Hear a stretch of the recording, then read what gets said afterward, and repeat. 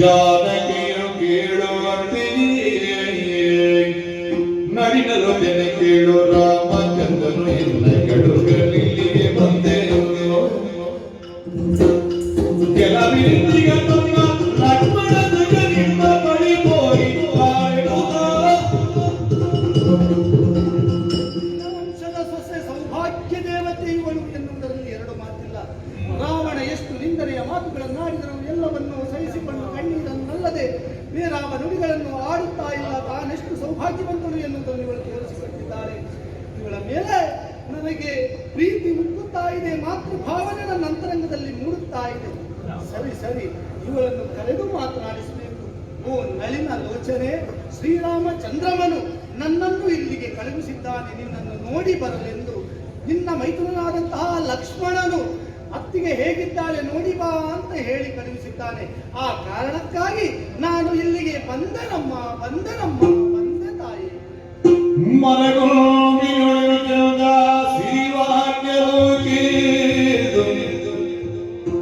ಸೀತೆ ಮಗನೆಗಬುತಮ ದುರುಳದ ಮಾಯದಿರ ಮರವಿದಾಗ ಹನುಮ ಕೈ ಮುಗಿದು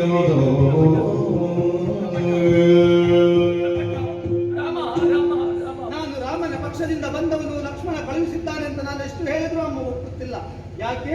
ಇಲ್ಲಿ ಮಾಯಕವೇ ತುಂಬಿದೆ, ಅಸುರರ ಅಟ್ಟಹಾಸ ಉಪಟಳ ಹೆಚ್ಚಾಗಿದೆ, ಯಾವುದನ್ನು ನಂಬುತ್ತಾ ಇಲ್ಲ. ನಮ್ಮನ್ನ ಸಹಿಸಿ ಅವಳಿಗೆ ಸಾಕಾಗಿದೆ. ಹಾಗೆಂದು ಈ ಅನುರೂಪದಲ್ಲೇ ಇದ್ದು ಅಮ್ಮನಲ್ಲಿ ವ್ಯವಹರಿಸುವುದಲ್ಲ, ನಿಜ ರೂಪವನ್ನು ತಳೆದು ಅಮ್ಮನನ್ನು ಮಾತಾಡಿಸ್ತೇನೆ. ಮಂಗಳ ಮಹಿಮಾ ರಾಮನ ಪಾದದೆಡೆಯಿಂದ ಒಂದೇ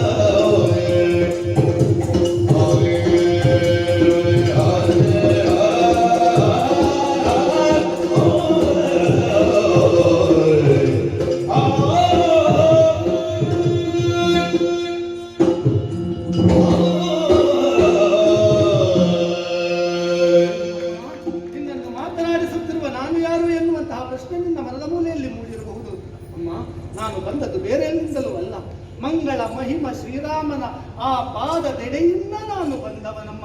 ಶ್ರೀರಾಮನ ಆಜ್ಞಾನುವರ್ತಿಯಾಗಿ ಲಕ್ಷ್ಮಣನು ಕಳುಹಿಸಿದ ದೆಸೆಯಿಂದಲಾಗಿ ನಾನು ಬಂದವನಮ್ಮ. ಬಂದ ನನ್ನ ಹೆಸರು ಹನುಮಂತನೆಂದು. ವಾಯುಪುತ್ರ ನಾನಿದ್ದೇನೆ. ಅಂಜನಾದೇವಿ ನನ್ನ ತಾಯಿ. ಜಾಂಬವನ್ ಸುಗ್ರೀವನೇ ನನ್ನ ಮಾವ. ತಾಯಿ, ನಾನು ಬಂದು ನಿನ್ನನ್ನು ನೋಡುವುದಕ್ಕೆಂದು, ನಿನ್ನ ಇರವನ್ನು ಕಾಣುವುದಕ್ಕೆಂದು ನನ್ನನ್ನು ನಂಬು. ನಾನು ರಾಮಭಟ್ಟನಿದ್ದೇನೆ. ಚಂದ್ರಾರಳಿ ಕಪಟ ಸುಮ್ಮನೆ ಇವೆನೋ ಹಿಂದಾಗಿದ್ದರಿವಳು ಎಂದು ಬಳಿಗೆ ತಂದವು. ನಾನು ರಾಮಭಟ್ಟನಿದ್ದೇನೆ ಅಂತ ಸಾರಿ ಹೇಳಿದರು. ಅಮ್ಮ ನಂಬುತ್ತಾ ಇಲ್ಲ. ನಂಬುವ ಸ್ಥಿತಿಯಲ್ಲಿ ಅಮ್ಮನಿಲ್ಲ. ಹಾಗಿದ್ರೆ ಹೇಗೆ ಅಮ್ಮನನ್ನು ನಂಬಿಸುವುದು? ಸರಿ, ಹಿಂದಿನಿಂದ ಪ್ರಾರಂಭಿಸುತ್ತೇನೆ. ಚಿಂತನೆಯಿಂದ ದೇವಿ ನಿಮ್ಮ ವರ್ತಮಾನವೆಲ್ಲ ಕೇಳಿ ಸತ್ಯ ಸತ್ಯವೆಂಬುದನ್ನು ನೀವೇ ಬಲ್ಲಿರಿ ಪಾಪಿ ಸಾಗೇತ ಮುರಳಿ ಪೃಥ್ವಿಮಾನ ಜನರಿಗೆ ಸುತ್ತಿಯರು ಮೂರು ಬರಲಿ ಪಾಪಿ ಜನರೇ ಚಿತ್ತರಿಗೂ ದೇವಿ ನಮ್ಮ ವರ್ತಮಾನವೆಲ್ಲ ಕೇಳಿ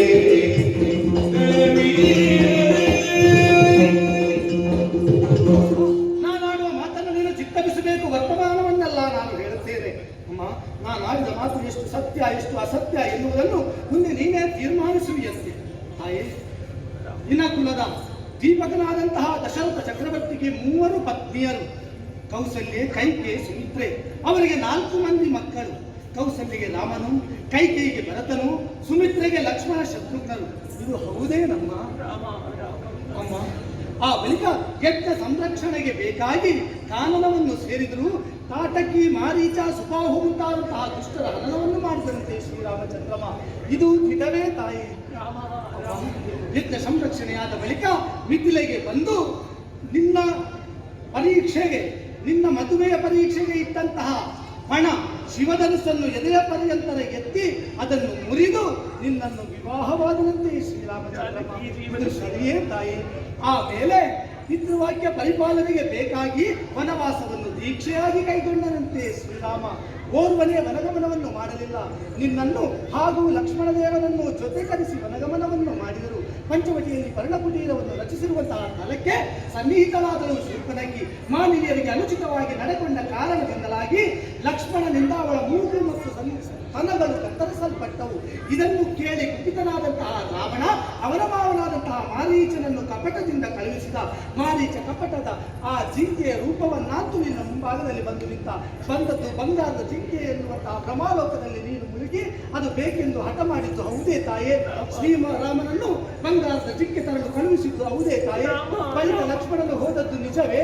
ಈ ವರ್ತಮಾನವನ್ನು ಕೇಳಿದಂತಹ ಆ ರಾವಣ ಕಪಟ ಸನ್ಯಾಸಿಯ ವೇಷವನ್ನು ಧರಿಸಿ ನಿನ್ನನ್ನು ಅಪಹರಿಸಿದ್ದು ನಿಜವೇ ತಾಯೇ? ಹೋಗುವಾಗ ಜಟಾಯು ನಿಮ್ಮನ್ನು ತಡೆದದ್ದು ಹೌದೇ? ಜಟಾಯುವಿಗೂ ರಾವಣನಿಗೂ ನಡೆದಂತಹ ಹೋರಾಟದಲ್ಲಿ ದುಷ್ಟನಾದಂತಹ ರಾವಣನ ಮೋಸದಿಂದ ಜಟಾಯುವಿನ ರೆಕ್ಕೆಗಳು ಕತ್ತರಿಸಲ್ಪಟ್ಟದ್ದು ಹೌದೇ? ನಮ್ಮ ಶ್ರೀರಾಮನ ಪಾದವನ್ನು ಕಾಣುವವರೆಗೆ ನಿನ್ನದಾದಂತಹ ಪ್ರಾಣ ಉಳಿಯಲಿ ಅಂತ ನೀನು ಅವನನ್ನು ಹರಸಿದ್ದು ಹೌದೇ ತಾಯೇ? ಇದಿಷ್ಟು ನಿನಗೆ ಗೊತ್ತಿದ್ದ ವಿಚಾರ. ಇನ್ನು ನಿನಗೆ ಗೊತ್ತಿಲ್ಲದ ವಿಚಾರವನ್ನನ್ನು ನಾನು ಹೇಳುತ್ತೇನೆ ಅಮ್ಮ. ಆ ಬಳಿಕ ಪರ್ಣಕುಟೀರವನ್ನು ಸೇರಿದಂತಹ ರಾಮ ಲಕ್ಷ್ಮಣರು ನಿನ್ನನ್ನು ಕಾಣದೆ ಹೋದರು. ಆ ಕಾಲಕ್ಕೆ ಚಂದ್ರನಿಗೆ ರಾಹು ಸೋಂಕಿದ ತೆರದಿ ದಿಗ್ಭ್ರಮೆಗೊಂಡು ಸೀತಾನ್ವೇಷಣೆಗೆ ಹೊರಟರು. ಜಟಾಯುವಿನಿಂದ ರಾವಣ ಅಪಹರಿಸಿದ ವಿಚಾರವನ್ನು ತಿಳಿದರು. ಆ ಬಳಿಕ ಪಂಪಾ ತೀರವನ್ನು ಸೇರಿದರು. ಆವಾಗ ನಾನು ಶ್ರೀರಾಮಚಂದ್ರನನ್ನು ಕಂಡೆ. ಜಟಾಯುವಿಗೆ ಮೋಕ್ಷವನ್ನು ಮಾಡಿದ ಬಳಿಕ ಕದಂಬನಿಗೆ ಮೋಕ್ಷವನ್ನು ಕೊಟ್ಟ ಶ್ರೀರಾಮಚಂದ್ರಮ, ಅಹಲ್ಯೆಗೆ ಮೋಕ್ಷವನ್ನು ಕೊಟ್ಟ ಅಹಲ್ಯೋದ್ಧಾರಕನಾದ ಶ್ರೀರಾಮಚಂದ್ರಮ. ಇದು ಹೌದು ತಾಯಿ, ಇದು ಸತ್ಯ. ಆಮೇಲೆ ನಾವೆಲ್ಲರೂ ಒಂದಾಗಿ ನಾವು ಬಂದೆವು.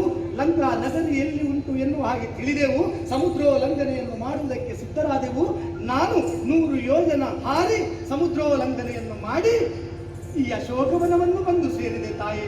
ನನ್ನ ಮಾತನ್ನು ನಂಬು ತಾಯಿ, ನಂಬು. ಬೀಳುಗೊಂಡು ಮರದ ಸಂಶಯದೊಡಗ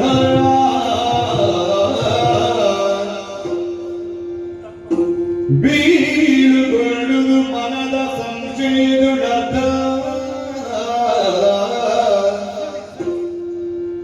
ಬಲಗಾಲ ತೊಡೆಯಲಿ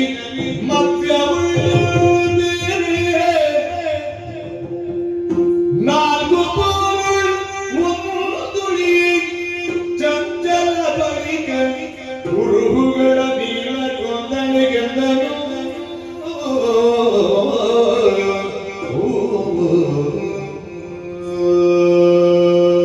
ಈಗ ನಾನಾಡಿದ ಮಾತನ್ನು ಕೇಳಿ ಅಮ್ಮನಿಗೆ ಅರ್ಥದಷ್ಟು ನಂಬಿಕೆ ಬಂತು.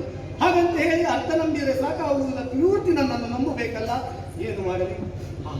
ಸರಿ, ಒಂದು ಗುಪ್ತ ವಿಚಾರವನ್ನು ಶ್ರೀರಾಮ ನನ್ನಲ್ಲಿ ಹೇಳಿ ಕಳುಹಿಸಿದ್ದಾನೆ.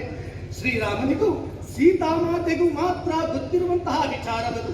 ಆದರೂ ನನ್ನಲ್ಲಿ ಶ್ರೀರಾಮಚಂದ್ರನ ಯಾಕೆ ಹೇಳಿದ್ದಾನೆ? ನನ್ನನ್ನು ಮಗನೆನ್ನುವಂತಹ ವ್ಯಾಮೋಹದಿಂದ ಆತ ಕಾಣ್ತಾ ಇದ್ದಾನೆ. ನನ್ನ ತಂದೆಯ ಸ್ಥಾನದಲ್ಲಿದ್ದಾನೆ ಶ್ರೀರಾಮಚಂದ್ರ. ಹಾಗಿದ್ರೆ ಸೀತಾಮಾತೆ ನನ್ನ ತಾಯಿಯಲ್ಲವೇ? ತಾಯಿಯಲ್ಲಿ ಈ ಗುಪ್ತ ವಿಚಾರವನ್ನು ಮಗನಾಗಿ ನಾನು ಹೇಳಲೇಬೇಕಾದುದು ಸಂದಿಗ್ಧ ಪರಿಸ್ಥಿತಿ ನನ್ನ ಪಾಲಿಗೆ ಒದಗಿ ಬಂದಿದೆ. ಹೇಳ್ತೇನೆ, ಅಮ್ಮ ಅಮ್ಮ ಅಮ್ಮ, ಒಂದು ಗುಪ್ತ ವಿಚಾರವನ್ನು ನಿನ್ನಲ್ಲಿ ಹೇಳುತ್ತಾ ಇದ್ದೇನೆ. ನನ್ನನ್ನು ತಪ್ಪಾಗಿ ಭಾವಿಸಬೇಡ. ನಿನ್ನನ್ನು ತಾಯಿ ಅಂತ ನಾನು ನಂಬಿದವನು. ನಾನಾಡುವ ಮಾತು ಮಗನಾಡಿದ ಮಾತು ಅಂತ ಕೇಳು. ಅಮ್ಮ, ನಿನ್ನ ಬಲ ತೊಡೆಯಲ್ಲಿ ಮತ್ಸ್ಯಲಾಂಛನ ಭ್ರಾಂತಿ. ಅದು ಹೌದೇ ತಾಯೇ? ಹೌದೇನಮ್ಮ? ಹೌದೇ ತಾಯೇ? ಇಲ್ಲ, ಇನ್ನೂ ನನ್ನ ತಾಯಿ ನಂಬುವುದಕ್ಕೆ ಸಾಧ್ಯವಿಲ್ಲ. ಹಾಗಿದ್ರೆ ಏನು ಮಾಡೋಣ?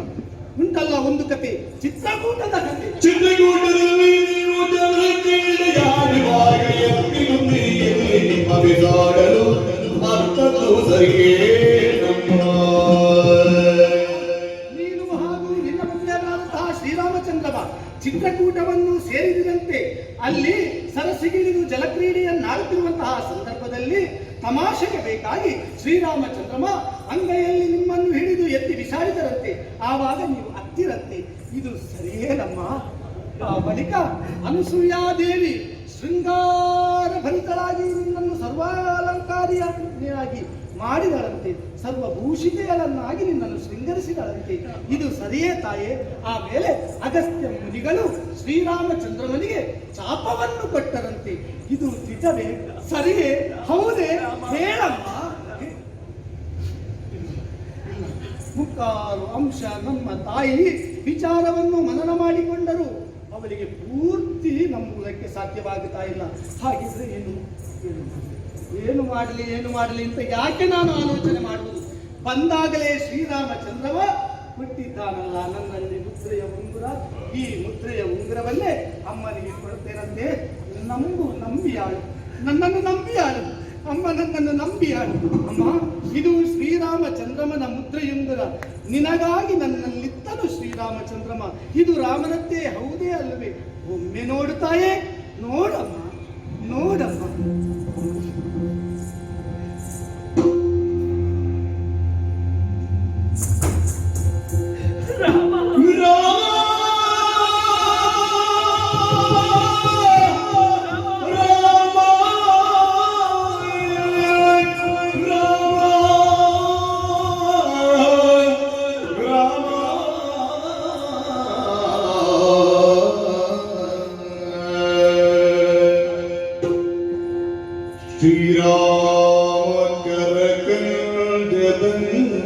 ಶ್ರೀರಾಮಕರಕಂಜದಂಗುಳಿಯೊಳಿಟ್ಟ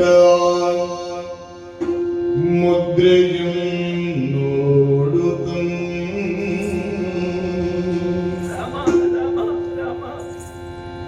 ನಾರೀ ಜಾನಕಿ ತೋಷಿಸುತ್ತಲದನು ಕಂಗಳಿಗೆ ತಾನು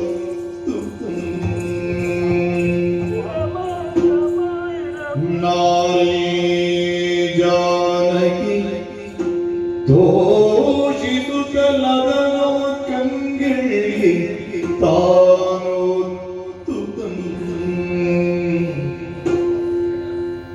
ಹೇರಳಾಕೃತಿ ಶೋಕಿಸಿದು ಜಲಗಳ ಸರ್ವಾಂಗವನ್ನು ಲೇಪಿಸು.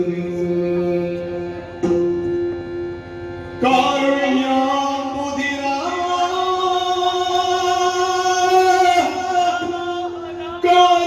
ಕಾರುಣ್ಯಾಂಬುಧಿ ರಾಮ ರಾಮ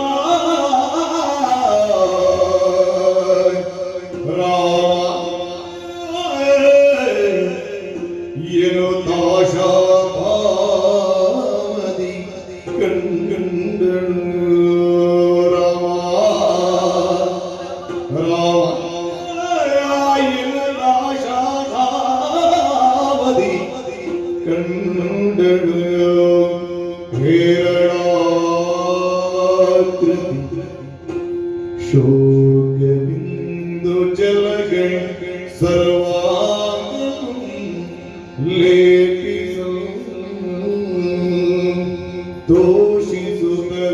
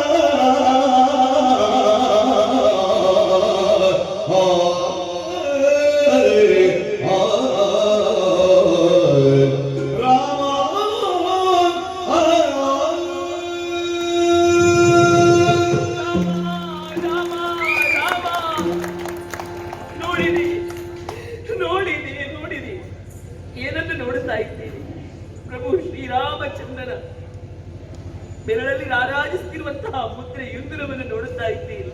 ಅಲ್ಲ, ಸಾಕ್ಷಾತ್ ಶ್ರೀರಾಮನ ಸುಂದರ ಸ್ವರೂಪವನ್ನೇ ಕಾಣುತ್ತಾ ಇದ್ದೇನೆ. ಸುಂದರ ಸ್ವರೂಪವನ್ನೇ ಕಾಣುತ್ತಾ ಇದ್ದೇನೆ. ಪಂಚವಟಿಯಲ್ಲಿ ಎಲೆಮನೆಯಲ್ಲಿ ವಾಸಿಸುತ್ತಿರುವಂತಹ ಸಂದರ್ಭದಲ್ಲಿ ಕಣ್ಣಿಗೆ ಕಾಣಿತೊಂದು ಕಾಂಚನ ಮೃಗ ಬೇಕೆಂದು ಹಠ ಹಿಡಿದೆ. ಬೇಡವೆಂದರೂ ಬೇಕೆನ್ನುವ ಹಾಗೆ ಛಲವನ್ನು ಹಿಡಿದೆ. ಆದರೆ ಅದನ್ನು ತರುವುದಕ್ಕೆ ಹೋದಂತಹ ನನ್ನ ಗಂಡನ ಬೆನ್ನನ್ನು ಮಾತ್ರ ಕಂಡವಳು ನಾನು. ಇಂದಿನವರೆಗೂ ಕೂಡ ನನ್ನ ಪತಿದೇವರ ಮುಖ ದರ್ಶನ ನನಗಾಗಲಿಲ್ಲ. ಪಂಚವಟಿಯಲ್ಲಿರುವಂತಹ ಸಂದರ್ಭದಲ್ಲಿ ಗೋದಾವರಿ ನದಿಯಲ್ಲಿ ಮಿಂದು ಆ ಪುಣ್ಯ ತೀರ್ಥವನ್ನು ತಂದು ಪ್ರಭು ಶ್ರೀರಾಮಚಂದ್ರನ ಚರಣವನ್ನು ತೊಳೆಯುತ್ತಿದ್ದವಳು. ಅದನ್ನೇ ತೀರ್ಥ ಎನ್ನುವ ಹಾಗೆ ಸ್ವೀಕರಿಸುತ್ತಿದ್ದೆ. ಅವರ ಪಾದದ್ವಯಗಳಲ್ಲಿ ಅರ್ಪಿಸುತ್ತಿದ್ದಂತಹ ಪುಷ್ಪಗಳನ್ನು ನನ್ನ ಮುಡಿಯಲ್ಲಿ ಅಲಂಕರಿಸುತ್ತಿದ್ದೆ. ಅವರ ಪಾದದ ಧೂಳೇ ನನ್ನ ಹಣೆಗೆ ತಿಲಕವಾಗಿದೆ. ಆದರೆ ಅದನ್ನೆಲ್ಲವನ್ನು ಈಗ ಕಳೆದುಕೊಂಡ ಹತಭಾಗ್ಯಳು ನಾನು. ಆದರೂ ನಾನು ಮಾನಸಿಕವಾದಂತಹ ಒಂದು ಪೂಜೆಯನ್ನು ಮಾಡಬೇಕಾಗಿದೆ. ಈ ದೇಹವೇ ಮಂದಿರ, ಹೃದಯವೇ ಪೀಠ. ಈ ಹೃದಯದಲ್ಲಿ ಈ ಮುದ್ರೆ ಯುಂಗುರವನ್ನು ಪ್ರತಿಷ್ಠಾಪಿಸಿದ್ದೇನೆ. ಅಲ್ಲ, ಸಾಕ್ಷಾತ್ ಶ್ರೀರಾಮಚಂದ್ರನ ಸುಂದರ ಸ್ವರೂಪವನ್ನೇ ಪ್ರತಿಷ್ಠಾಪಿಸಿದ್ದೇನೆ. ನನ್ನ ಕಣ್ಣುಗಳೇ ಪುಷ್ಪಗಳು, ಕಣ್ಣುಗಳಿಂದ ಹರಿಯುತ್ತಿರುವಂತಹ ಕಣ್ಣೀರೇ ಅಭಿಷೇಚನ, ನನ್ನ ಬಿಸಿಯುಸಿರೇ ಮಂತ್ರ. ವಿರಹ ವೇದನೆಯಿಂದ ಬಳಲುತ್ತಿರುವಂತಹ ಈ ವಿರಹ ವೇದನವೇ ನೀರಾಜನ. ರಾಮ ರಾಮ ರಾಮ ರಾಮ ರಾಮ. ಆದರೆ ರಾಮನ ಮುದ್ರೆಯುಂಗುರವ ತಾನಂಗೆಯು ಇಟ್ಟರ್ಜಿಸಿ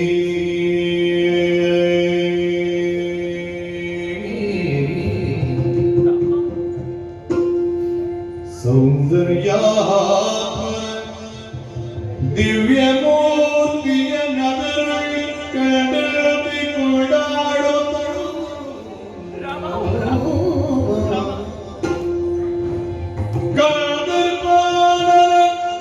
ಪಂಕಜಗೆ ರವಿತಾ ಪಂಗಮೂರ್ತೆ ಸಂತೋಷದಿ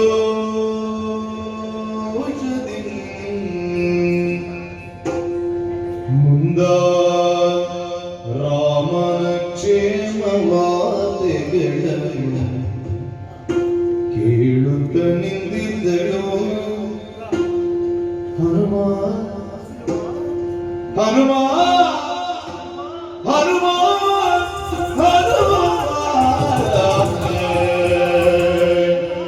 ಕ್ಷೇಮವೇ ಹನುಮ ನಮ್ಮ ಮರಿಗೆ ಕ್ಷೇಮವೇ ಹನುಮ ರಾಮ ಲಕ್ಷ್ಮಣರು ಕಾಡಿನಲ್ಲಿ ಸುಸ್ಥಿರವಾಗಿ ಕ್ಷೇಮವೇ ಕ್ಷೇಮವೇ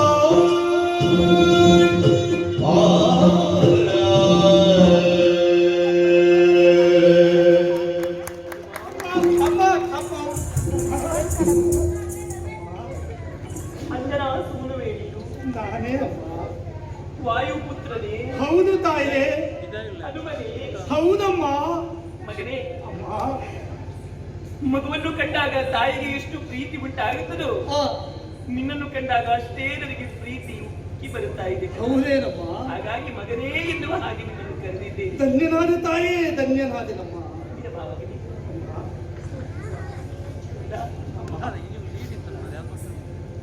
ಶ್ರೀರಾಮಚಂದ್ರ ಕ್ಷೇಮದಿಂದಿದ್ದಾರೆ ಆ? ಹಾಗಂತ ಹೇಳಿ ನೀನು ಔಪಚಾರಿಕವಾಗಿ ಹೇಳಬಹುದಷ್ಟೇ. ಆದ್ರೆ ಪ್ರಭು ಶ್ರೀರಾಮಚಂದ್ರನ ಬಗ್ಗೆ ನಾನು ತಿಳಿದವಳಿದ್ದೇನೆ.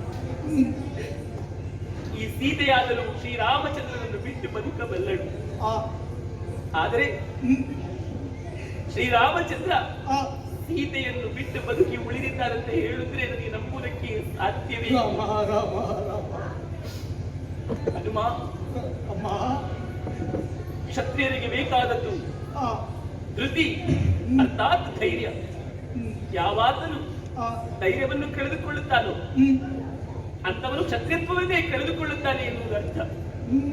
ನನ್ನ ಪತಿದೇವರಿಗೆ ಧೃತಿಯಾಗಿ ಸ್ಮೃತಿಯಾಗಿ ಶ್ರುತಿಯಾಗಿ ಸತಿಯಾಗಿ ನಾನಿದ್ದವಳು. ನನ್ನನ್ನು ಕಳೆದುಕೊಂಡ ಮೇಲೆ ಆ, ಅವರ ಧೈರ್ಯ ಆ, ಎದೆಗುಂದಲಿಲ್ಲವಲ್ಲ. ಎಲ್ಲರಿಗೂ 16 ಗುಣಲಕ್ಷಣಗಳಾದರೆ ನನ್ನ ಪತಿದೇವರಿಗೆ ಹಾಗಲ್ಲ. ಮತ್ತೆ? ಪ್ರಭು ಶ್ರೀರಾಮಚಂದ್ರನಿಗೆ 32 ಗುಣಲಕ್ಷಣಗಳು. ಓಹೋ. ಮನ್ಮಥನ ರೂಪವನ್ನೇ ಹೋಲುವವರು. ಅಂತಹ ಮನ್ಮಥನ ರೂಪ ಆ, ಇನ್ನೂ ಕಳೆಗುಂದಲಿಲ್ಲವಲ್ಲ. ಮೈದುನಾದಂತಹ ಲಕ್ಷ್ಮಣ ಆ, ಅಯ್ಯೋ ಆ, ಎಂತಹ ಬಿರುನುಡಿಯ ಮಾತುಗಳನ್ನ ಆಡಿಬಿಟ್ಟೆವನಿಗೆ. ಆ, ಅಯೋಧ್ಯೆಯನ್ನು ಬಿಟ್ಟ, ಮಡದಿಯನ್ನು ಬಿಟ್ಟ, ಎಲ್ಲರನ್ನೂ ತೊರೆದು ನಮ್ಮೊಂದಿಗೆ ಬಂದ. ಆದರೂ ನನ್ನ ಬಿರುನುಡಿಯ ಮಾತುಗಳು ಕೇಳಿ ಎಷ್ಟು ನೋವಾಗಿರಬಹುದೋ ಏನೋ. ಆ, ಹಾಗೆಂದು ಹೇಳಿ ಅವನು ಕ್ಷೇಮದಿಂದಿದ್ದಾನೆ ಅಲ್ವೇ? ಕ್ಷೇಮವೇ? ಹನುಮ, ಹೇಳು ಹನುಮ, ನಮ್ಮವರಿಗೆ ಹೇಗಿದ್ದಾರೆ? ಕ್ಷೇಮವನ್ನು ಕೇಳುತ್ತಿರುವೆ. ಮನಸಾರೆ ನಿನ್ನೆ ನಮ್ಮ ಯಾವಾಗಲೂ ನೆನೆಸುವರುಡನೆ.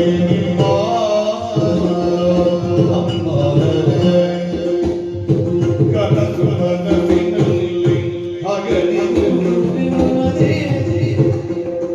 ಗರಜಿರುತ್ತಿ ಗಿಳಿ ಹೇಳುವುದೇನದ ಅಂತಹಾರವನ್ನನು ಆರುಳನೆ ಮರಣಿಸಿ ಮಾತಾಡನು. ಕಣ್ಣಿಗೆ ನಿದ್ದೆ ಬಾರದೆ ಕಣ್ಣಿಗಿಲ್ಲಿ ಬಡವಿರುವುದಲ್ಲದೆ ಮನಸನೇ ಅಮ್ಮ.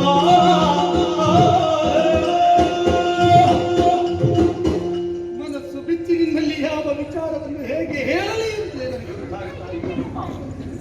ಪರಮ ಪುರುಷನಾದಂತಹ ಶ್ರೀರಾಮನ ಸೌಖ್ಯವನ್ನು ವಿಚಾರಿಸುತ್ತಿರುವೆ. ನಿನ್ನ ಮೈದುನನಾದಂತಹ ಲಕ್ಷ್ಮಣನು ಸೌಖ್ಯದಿಂದ ಇದ್ದಾನೆ ಅಂತ ಕೇಳುತ್ತಿರುವೆ. ಅವರಿಗೆ ಇರುವ ಸೌಖ್ಯವನ್ನು ನಾನು ಏನೆಂದು ಹೇಳಲಿ ತಾಯೇ? ಯಾವ ನಾಲಿಗೆಯಲ್ಲಿ ಅವರ ವಿಚಾರವನ್ನು ನಿನ್ನಲ್ಲಿ ಅರುಹಲಿ? ಅಮ್ಮ, ಹನುಮ, ನಿನ್ನ ವಿಯೋಗದಿಂದ ಶ್ರೀರಾಮಚಂದ್ರಮ ತತ್ತರಿಸುತ್ತಾ ಇದ್ದಾನೆ. ನಿನ್ನನ್ನು ಯಾವತ್ತು ಕಳಕೊಂಡಿದ್ದಾನೋ ಅಂದಿನಿಂದ ಇಂದಿನವರೆಗೂ ಸೀತಾ ಸೀತಾ ಸೀತಾ ಸೀತಾ ಎಂದು ಕನಸಿನಲ್ಲಿಯೂ ಕನವರಿಸುತ್ತಾ ಇದ್ದಾನಮ್ಮ. ಅಮ್ಮ, ಶ್ರೀರಾಮಚಂದ್ರಮ ಉಣ್ಣುತ್ತಿಲ್ಲ. ಹಣ್ಣನ್ನಾದರೂ ತಿಂಡಿಯಿಂದ ನಾವು ಕೊಂಡೋಗಿ ಕೊಟ್ರೆ ಬೇಡ ಅಂತ ತಿರಸ್ಕರಿಸುತ್ತಾ ಇದ್ದಾನೆ. ಸೀತೆ ಇಲ್ಲದ ಬದುಕು ಬದುಕಲ್ಲ, ಅದು ಬರಡು ಅಂತ ತನ್ನಲ್ಲಿಯೇ ಆಡಿಕೊಳ್ಳುತ್ತಾ ಇದ್ದಾರೆ. ಮೈದುನನಾದ ಲಕ್ಷ್ಮಣನಾದರೂ ಒಂದು ಮನೆಯ ಮೂಲೆಯಲ್ಲಿ ಬಿದ್ದುಕೊಂಡು, ಅಮ್ಮ, ನಿನ್ನನ್ನು ನಾನು ಯಾವಾಗ ಕಾಣುತ್ತೇನೆ ಅಂತ ಪರಿತಪಿಸುತ್ತಾ ಇದ್ದಾನೆ. ತಾಯಿ, ಅವರು ನಿಸ್ತೇಜರಾಗಿದ್ದಾರೆ. ಹಾಗಾಗಿ ಹಾಗಾಗಿ ನಿನ್ನನ್ನು ಕಾಣುವುದಕ್ಕಾಗಿ ನಾನು ಬಂದನಮ್ಮ. ನಾಳೆ ಸಂಜೆಗೆ ಮೊದಲು ಹೇಳದಿದ್ದರೆ ನಾಳೆಗೆ ಉಳಿಸುವುದು ಕನ್ನಡದ ನಾಚೆ. ಕುರುದವನು ಕೇಳಿದರೆ ಕುರುದವನು ಕೇಳಿದರೆ ಏನೆಂಬರಾಗಲಿಗೆ ಅರ್ಬಿ ಅರ್ಬೇಡಿ ಅಂತರಂಗವನು. ಹತ್ತು ಅಶೋಕವನವನ್ನು ಸೇರಿದೆ, ನಿನ್ನನ್ನು ಕಂಡೆ. ಶ್ರೀರಾಮನ ಮುದ್ರೆ ಯುಂಗರವನ್ನು ನಿನಗೆ ಕೊಟ್ಟೆ. ಆದರೆ ನಾನು ಗುರುತನ್ನು ಏನನ್ನು ಕೊಡಲಿ? ನಮ್ಮ ಒಡೆಯನಾದಂತಹ ಸುಗ್ರೀವನ ಆಜ್ಞೆಯಾಗಿದೆ. 1 ತಿಂಗಳ ಒಳಗಾಗಿ ನೀವು ಶೋಧನೆಯನ್ನು ಮಾಡಿ ಬರಬೇಕು. ಸೀತಾಮಾತೆಯನ್ನು ಅಂತ 29 ದಿವಸಗಳು ಕಳೆದು ಹೋಗಿದೆ. ಉಳಿದಿರುವುದು ಒಂದೇ ದಿವಸ. ನಾವು ಒಂದು ದಿವಸದಲ್ಲಿ ಅಲ್ಲಿಗೆ ಮುಟ್ಟದಿದ್ರೆ ನಮ್ಮ ನಾಲಗೆಯನ್ನು ಕತ್ತರಿಸ್ತೇವೆ ಅಂತ ಆಜ್ಞೆ ಮಾಡಿದ್ದಾರೆ. ಅಮ್ಮ, ಏನನ್ನಾದ್ರೂ ಇಲ್ಲಿ ಬಂದದ್ದಕ್ಕೆ ಗುರುತು ಕೊಡಮ್ಮ. ಗುರುತು ಕೊಡು ತಾಳೆ, ಗುರುತು ಕೊಡಮ್ಮ. ಅಮ್ಮ, ಹನುಮನ ಕೈಯೊಳು ಚೂಡಾಮಣಿಯನು ತಾನೇನು ಅತಿ ಭರವಸದಿಂದ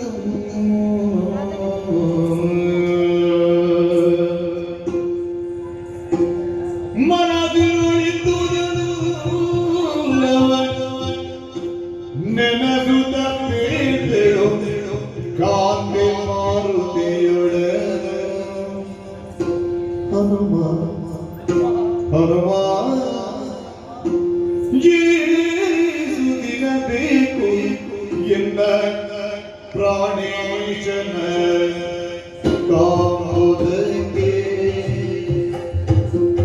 ಜೀಸುದಿನ ಬೇಕು ಎನ್ನ ಪ್ರಾಣೇಶನ ಕಾಂಬುದಕ್ಕೆ ಬೇಸರಿಗೆ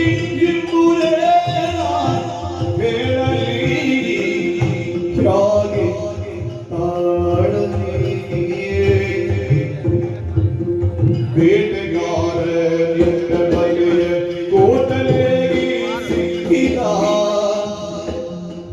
ಹುಲ್ಲೆಯಾಡದಲ್ಲಿ ಕಣ್ಣು ಕಣ್ಣು ಬಿಡುವಿರು ಜೇನ ನುಡಿವಿರು ಹನುಮ ಏನು ದಿನಬೇಕು ತಾನೇ ಜನ ಕಾಂಬುದಕ್ಕೆ ಹನುಮ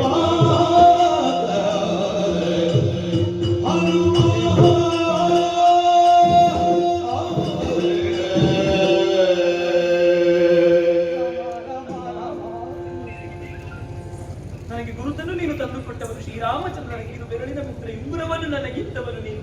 ಹೌದಮ್ಮ. ಆಗ ನಿನಗೇನು ಕೊಡಲಿ ಎನ್ನುವ ಹಾಗೆ ನಾನೇ ಚಿಂತೆಗೊಳಗಾದಾಗ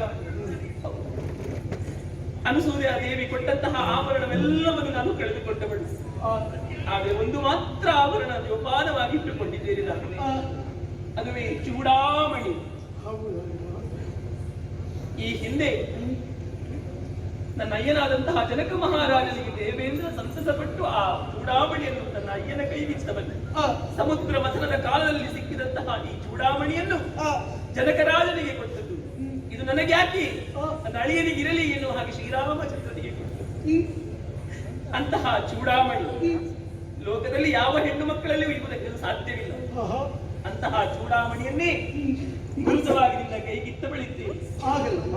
ಆದ್ರೆ ಒಂದು ವಿಚಾರ, ಏನು ಕಾಯೇ? ಎಷ್ಟು ದಿವಸ ಎನ್ನುವ ಹಾಗೆ ನಾನು ಈ ಕತ್ತಲೆಯಲ್ಲಿರುವೆ. ನನ್ನ ಪರಿಸ್ಥಿತಿ ಹೇಗಾಗಿದೆ ಗೊತ್ತಿದೆಯೇ ನಿನಗೆ?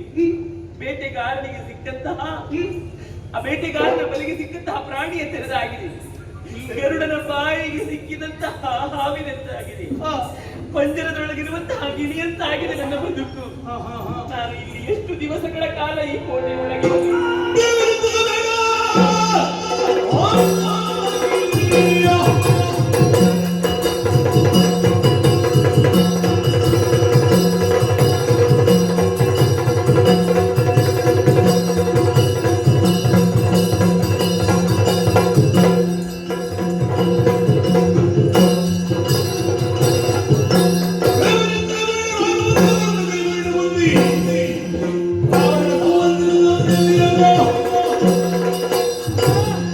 ಇನ್ನು ಹೆಚ್ಚು ದಿವಸ ಇಲ್ಲ. ಕೇವಲ 8 ದಿನದ ಒಳಗಾಗಿ ಕಪಿವೀರರನ್ನೆಲ್ಲ ಸೇರಿಸಿಕೊಂಡು ಪ್ರಭು ಶ್ರೀರಾಮಚಂದ್ರನನ್ನು ಕರೆದುಕೊಂಡು ಬಂದು ನಿನ್ನನ್ನು ಬಿಡಿಸಿಕೊಂಡು ಹೋಗುತ್ತೇವೆ. ಇದು ಶ್ರೀರಾಮನ ಪಾದದಾರಿ. ಹನುಮಾನಿ ಕಣಿಗೆಂದ ಮಾತು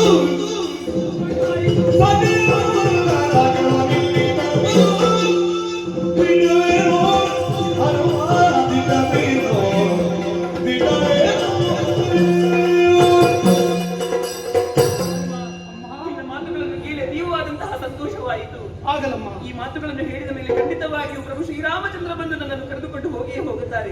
ಕತ್ತಲೆಗೆ ತುಂಬಿದಂತಹ ನನ್ನ ಜೀವನದಲ್ಲಿ ಸೂರ್ಯನ ಬೆಳಕು ಬಿದ್ದರೆ ಹೇಗಾಗಿತ್ತು ಹಾಗಾಯ್ತು ನಿನ್ನ ಮಾತುಗಳನ್ನು. ಸರಿಯಮ್ಮ. ಆದೀತು. ಅಮ್ಮ, ಅಮ್ಮ, ನಿನಗೆ ಭರವಸೆಯ ಮಾತನ್ನಾಡಿದ್ದೇನೆ. ಆದ್ರೆ ನಾನು ಬಂದ ದಿವಸ ಎಷ್ಟಾಯ್ತು ಗೊತ್ತು? ಎಷ್ಟಾಯ್ತು? ಹಸಿವಾಗುತ್ತಾ ಇದೆಯಮ್ಮ. ಹಸಿವನ್ನು ತಡೆಯಲಾರೆ ಏನಾದರೂ ಉಣ್ಣುವುದಕ್ಕೆ ತಿನ್ನುವುದಕ್ಕೆ ಕೊಡಮ್ಮ. ಹೀಗೆ ಬೇಕಾದಂತಹ ಹಣ್ಣುಗಳು ಇಲ್ಲಿಯೇ ಮರದಲ್ಲಿದೆ. ಆದ್ರೆ ಒಂದು ವಿಚಾರ, ಏನು? ಯಾರಿಗೂ ಕೂಡ ನೀನು ಉಪಟಳವನ್ನು ಕೊಡಬಾರದು. ಬೇಕಾದನ್ನು ನೀನೇ ತಿಂದುಕೋ, ಆಮೇಲೆ ನಿನ್ನ ಮಾತನ್ನು ಮೀರುವುದಿಲ್ಲ. ಹಣ್ಣನ್ನು ಕೊಯ್ಯುತ್ತಾ ತಿನ್ನುತ್ತಾ